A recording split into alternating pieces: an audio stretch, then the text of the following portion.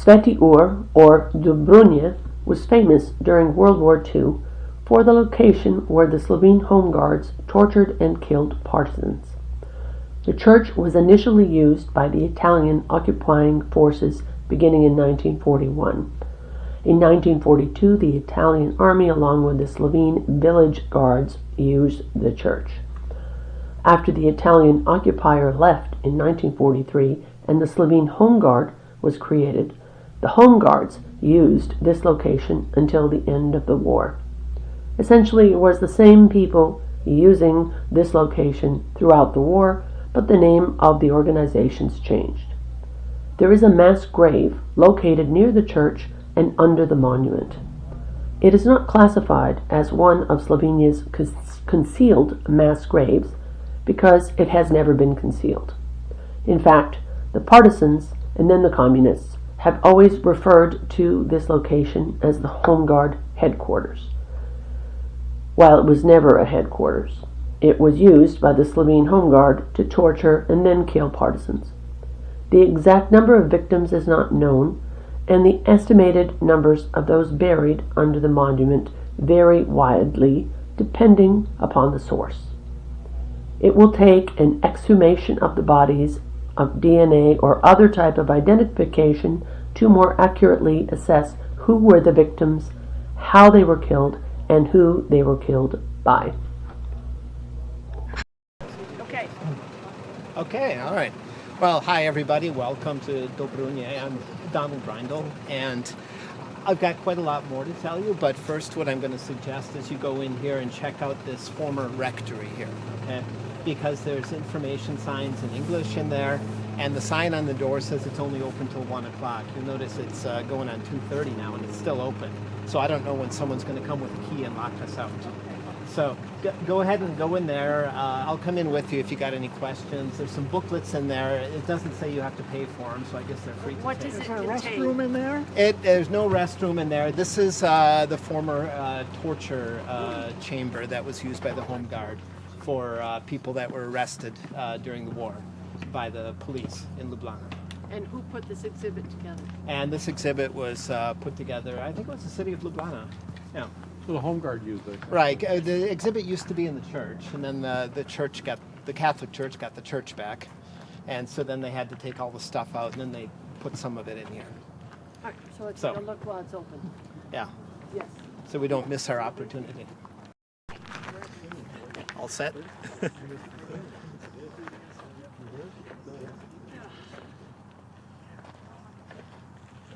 All right, everybody. A little bit about myself first. Why did Maria invite me to talk to you here today?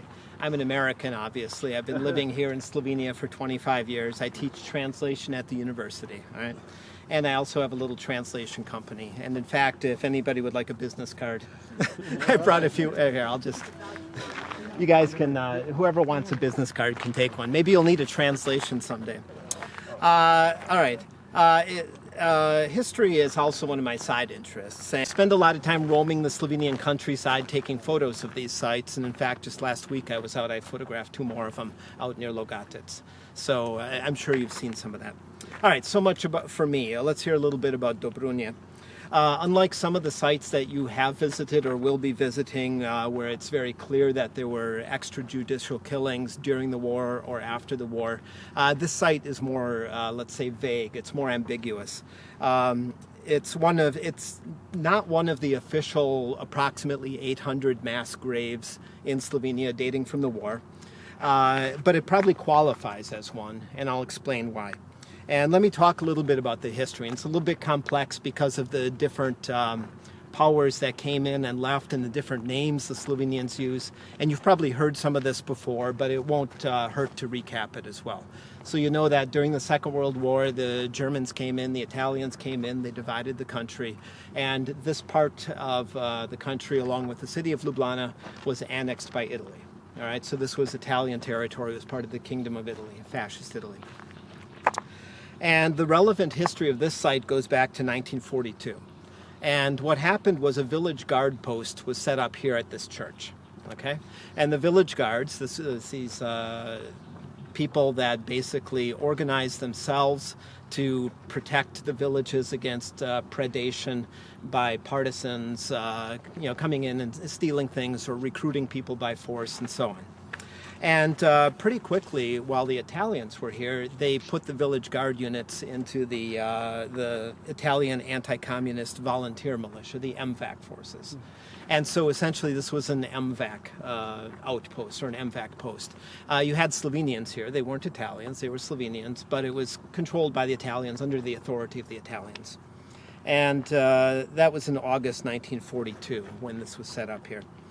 And let's see, I've already said that to you. Let's move along. I mentioned that the Slovenians use other names too, and this is where it gets really confusing because you start learning this wartime history of Slovenia. So you had the village guards, who were the MVAC, which the Slovenian partisans called the White Guard, the Bela Garda, which is a name they borrowed from the Russian Revolution, totally inappropriately. All right. However, the Bela Garda, they use this name sometimes also to refer to the Home Guard. Less commonly. And then you had what they called the Blue Guard, which they also called the Chetniks, which were the remnants of the Royal Yugoslav Army. So you got all these color names, and I won't even get into the Black Hand. Nobody's even sure who they were. And we can talk about it later if you want to. In any case, the Italian control lasted here until September 1943. Okay, that's when Italy surrendered, just like it said back in the rectory back there. And then the Germans moved into the vacuum.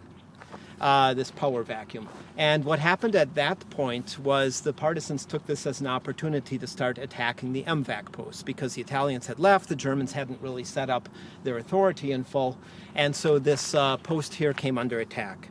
And I've got the date here. Here it is, September 19th, 1943. It was attacked by 200, maybe 300 partisans. Nobody's quite sure. 19 partisans were killed during the attack on the post here. Apparently none of the village guards or MVAC or former MVAC were killed. And the partisans retreated. They fled. They abandoned a lot of weapons here, which were then taken by the MVAC forces or the Slovenians who were here. And this was a big embarrassment to the partisans. And so they started saying, well, the Germans came in and helped them, but apparently they didn't. They were just so well fortified here, they were able to fight it off. And the partisans came in several more times and tried to capture the outpost here, but they were never successful. So it was just a few days after that attack that the Germans set up the Home Guard. And so what they essentially did is they took all of these Slovenians who had been in the MVAC forces and said, okay, now you're Home Guard forces. So it was the same people who were here. They were just under the Germans instead of under the Italians and under a different name. And so from October 1943, and so this is where it starts overlapping with the history of what you had in the rectory there. From October 43 until June 1944, what happened is the police down in Ljubljana, they would arrest people who were either partisans or agitators or for the communists and so on, and they would bring them up here for interrogation. Nice quiet place out of the city. And of course they would torture them. That was a typical method of interrogation. Everybody did that. And then they would shoot them. And according to the information in the museum here, the bodies were buried back in the woods here. What I've read elsewhere is the bodies weren't buried here, that they were taken somewhere else. I don't know, I wasn't here, but I can only tell you what I've seen in the sources. Altogether, as far as we know, according to Tine Velikonja, and that's Maria's uncle, altogether 129 people were killed by the Home Guard here, people who were brought up, interrogated, and so on. The Home Guard carried out these executions until they were transferred down to the Rupnik Battalion in June 1944. That was down in Rakek, down that way. And the post was replaced, the people in the post were replaced by other units from Rakek. So after the war, what happened? The communist authorities focused on the executions that were carried out here, and they made St. Ulrich's Church a symbol of the criminality of the anti-communist side. And in the fall of 1945, they dug up 87 bodies, or depending which sources you read, it might be 79 bodies or 89 bodies. Nobody's quite sure. Apparently in the woods here. And they claimed that these were local people that had been killed by the Home Guard. And then they brought locals up to identify their dead. And apparently very few of them recognized anybody, not by their facial features, not by the objects they had with them. And at some point they stopped trying to identify people because none of the locals were able to identify them. So that's the first suspicious thing. What they did is they set up a burial pit for these bodies. They'd collected all the bodies together, they had them in the church, and then they set up a pit, which is right under that monument. That's the burial pit. And they started transferring the remains there in 1947, in November 47. So the obvious question is, who were the people whose bodies were dug up? If they were executed locals, why didn't the locals recognize them? If they were buried elsewhere, well, then it couldn't have been them. It's not really sure. I don't have a clear answer to this, but there is a hypothesis. I'll tell you in a minute. Meanwhile, a sort of hysteria developed in the communist press about this site here. And there were claims that the Home Guard had killed 200 people here, or 500, or 700, or 1,500. These numbers were enormously inflated. And officially, what they say is, okay, it was 160 people, but they were publishing all kinds of numbers back then. And some of the people who were mentioned in these lists of 1,000 people killed, some of them were very much alive after the war. So there was a lot of confusion. Whether it was deliberate or not, I can't say. Okay, so to the hypothesis. The first part of the hypothesis is that the facts about this site were probably manipulated, and they were probably manipulated by the political commissar Ivan Maček after the war. Because what they wanted to do is they wanted to create a partisan memorial very close to Ljubljana that people could come out and see, a pilgrimage site, right? Because they didn't want to have to send people all the way down to Kočevje, I mean, not to the graves you saw there, but to partisan sites. And they said, okay, this would be a good place where the people of Ljubljana could come on weekends. And so what they did is they also started transporting bodies here. So they brought the 19 partisans that were killed in that first attack. Those bodies were brought up there. And then they brought up the rest of the partisan formation that had fought here but weren't killed here. They were killed down by the Croatian border at Javarovica. That's about 70 kilometers down that way. But they brought them up here and put them into the mass grave. And then they took the church and the buildings next to it, the rectory in particular, and they converted it into a museum in memory of the victims. They set up the memorial that we see behind us here in 1955. And we'll go up to the memorial and take a look at it. There's a ring around it, and they've got names printed on there. And how many names do you think are on it? 260. So there's another number for you. All right, so they got 260 names on there. According to the Institute of Contemporary History, 88 of those people are actually buried here. 82 are buried somewhere else. For 73, nobody knows where they're buried, and for 17, we don't even have any information. Okay? And the most recent exhibition, which is the one you just saw inside the rectory there, that has 179 names. And they took the names from the monument, except they took off 100 of those names. And then they added 26 other names, and so they've got those names there. So there's really a lot of confusion. So it's obvious these numbers are at odds with one another. There are certainly people buried here, but their number is unknown and their identity is largely uncertain. There's a lot of questions about it. And no forensic investigations have ever been carried out because, well, number one, there's a monument on top of it. Number two, it's just this big pit there where they threw all the bodies together and everything's jumbled together. So it's not like you've got bodies laid out individually. So what happened after the war? They nationalized the church, like I said. They kept it in a deliberate state of disrepair. Until 1991, if you looked at the church, there were bullet scars and artillery shell damage on the tower of the church. And they kept it that way on purpose as part of the museum. And the church bells, they took those, they melted down the church bells as scrap, and they set up the museum inside the church. And then after the collapse of communism in 1991, they had to take the museum exhibition out of the church. The church was turned to the Catholic Church in 1992. They put new bells in the church back in 1995, and they repaired the facade in 2006. So that's why the church is in nice condition today.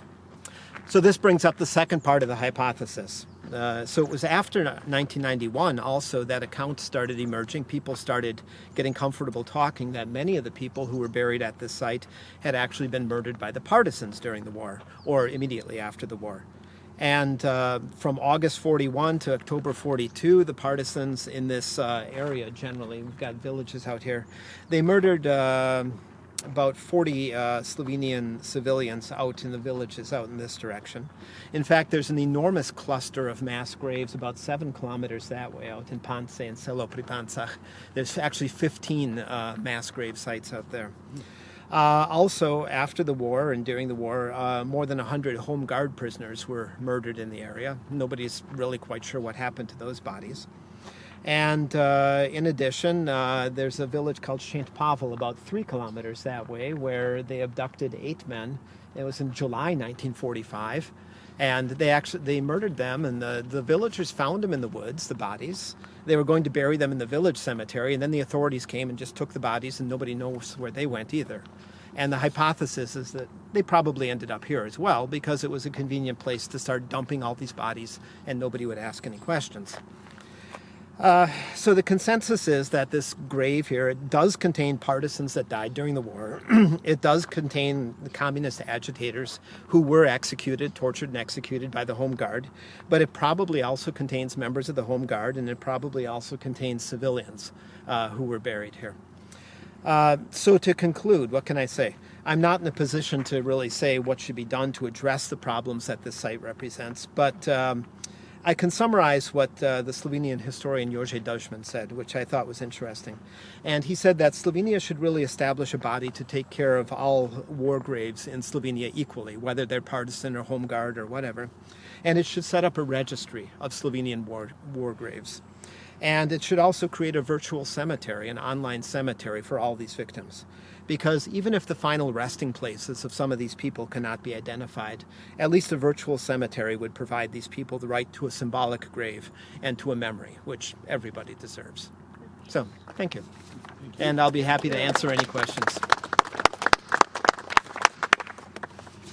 Questions? Did the local units keep records and then pass them along who they killed?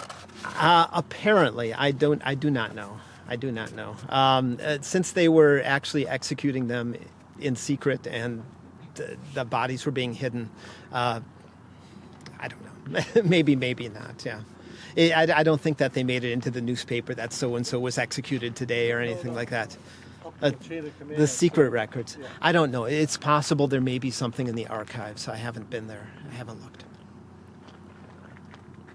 How did you come to become so interested in this area of endeavor? I'm curious.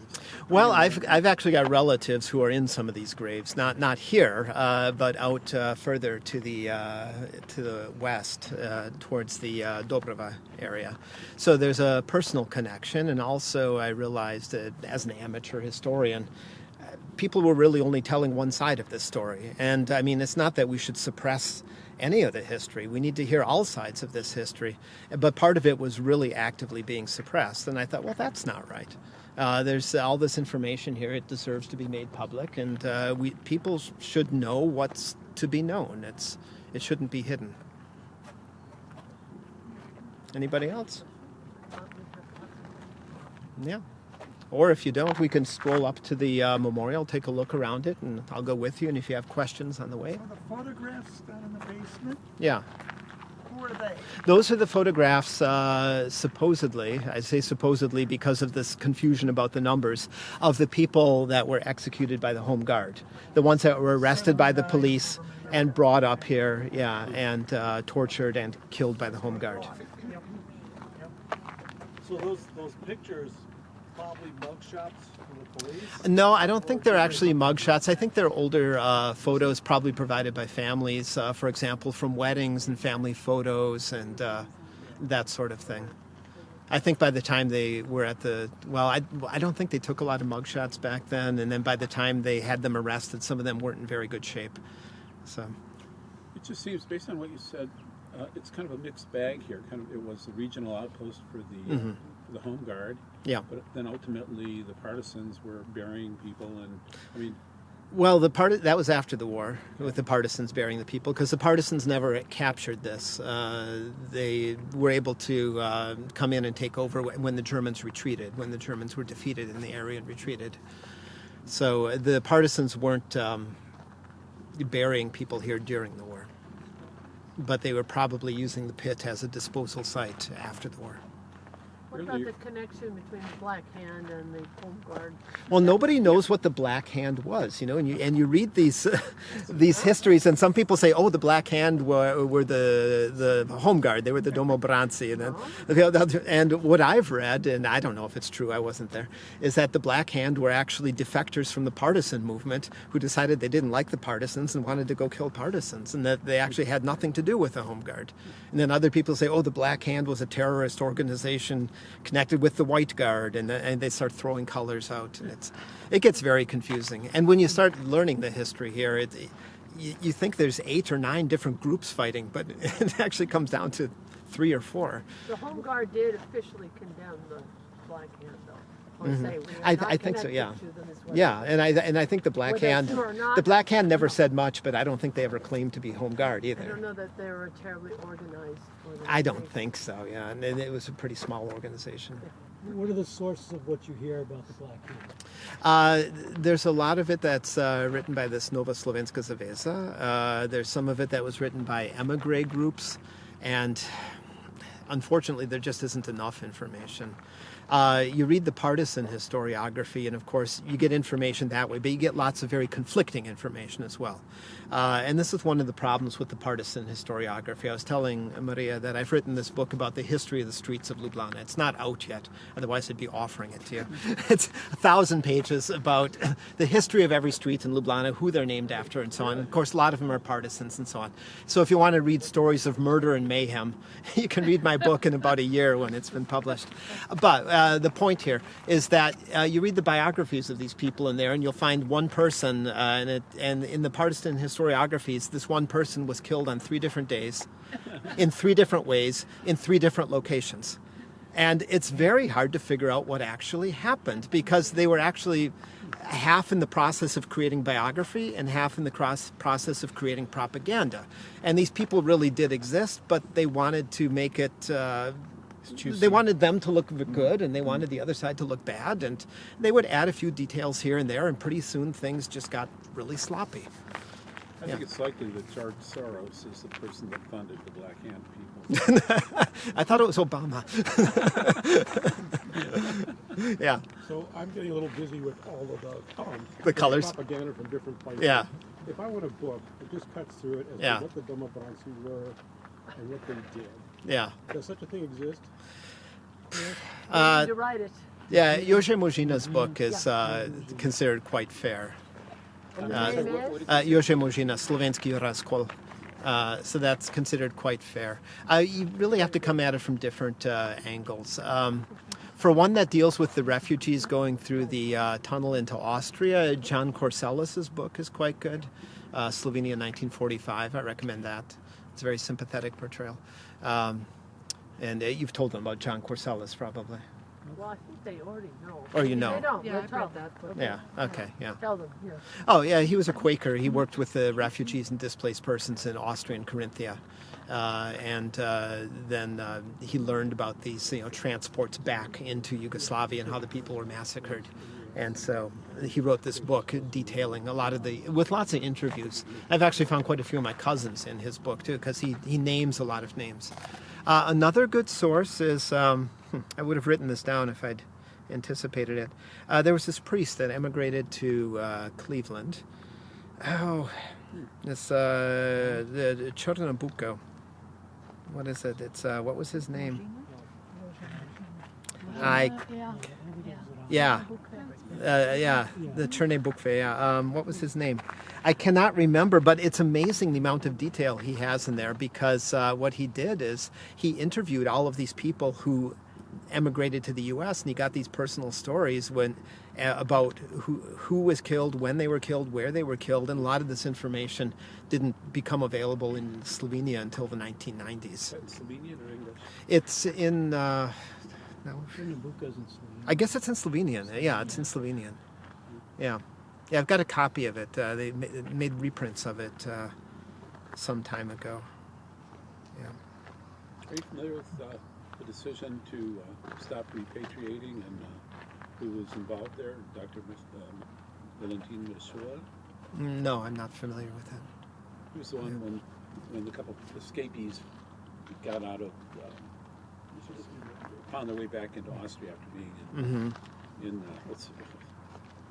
Krzywski Dog. And then the information got around, and a gentleman by the name of Dr. Motshua, who was a physician in the camp, this refugee, he persuaded the British to stop repatriating. The other reason I mentioned, his grandson happens to be right here. Yeah. Just a minor point. Sure. They didn't get out of Krzywski Dog and get back to the camp. They were already jumping trains. Well, they got Krzywski back. Dog, They the got victims back. didn't get that far. Well, they got back. Yeah. Another interesting book I would recommend is Tolstoy's The Minister and the Massacres. That's quite interesting. It's banned in the UK apparently. So I don't think it's banned anymore. it's not banned anymore? No. Okay, no. good. Oh, okay, good, Well, at good. least I've made enough of my bootleg copies. Alrighty. I thought it wouldn't happen. Yeah, that was probably the first place where I learned about this history. I remember reading about the Bessarabian camel troops in Austria, and it's got some really interesting photos in there. Anything else? Yes, that was very good. Any other Okay. questions? Can we get a copy of your summary? Yeah, sure. I can email it to you. You got my card. Just send me an email. Thank you. Yeah. I mean, it's just something I wrote up for him. So. All right, thank you. Alrighty. You're welcome. I asked him 2 years ago, and he remembered. I was so happy. Yeah. Yeah. Yeah. Well, let's stroll.